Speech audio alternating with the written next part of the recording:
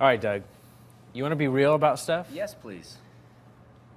One of my biggest problems with your God Yeah? is that if he's so good, why is there so much suffering in the world? I mean, you look around like homeless people, millions of kids dying in Africa from lack of food, you know, like oppressive governments. Like, how can a good God that's so good allow any of that? It's a great question. I've had to struggle with that big time personally, and so I'm not sure if you're coming at that question from a personal standpoint or from more like a philosophical standpoint, but you've just asked me a very personal question to my life. So let me tell you a little bit of my story. Let me tell you about the worst day of my life.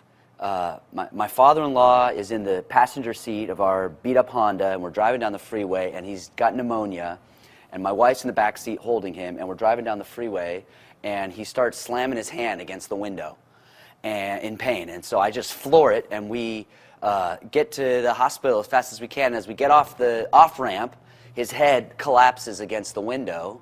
Sandy's holding him. I'm running red lights. We pull up to the emergency room. They rush him in, and they let us see his body like 20 minutes later. We go into this side room, and there it is, his body. He's dead.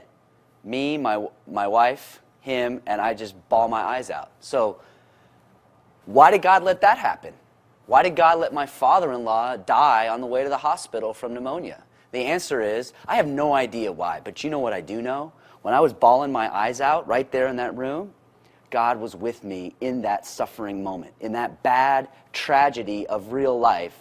God was comforting me right there. So what can I say to you? I don't know why bad stuff happens to you.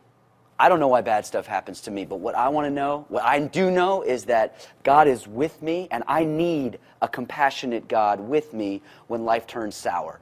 Because the truth is that you're going to suffer, I'm going to suffer, and the only real decision we have is, do we want God to suffer with us, or do we want to do that alone? Wouldn't you rather have a compassionate God be with you when things turn south, or you want to go that alone? What do you think? I mean, tell me about something bad that's happened to you. That's what's happened to me. How about you? Yeah, I mean, of course we would want a God to be with us when bad things happen. Okay, well, let's take it from there.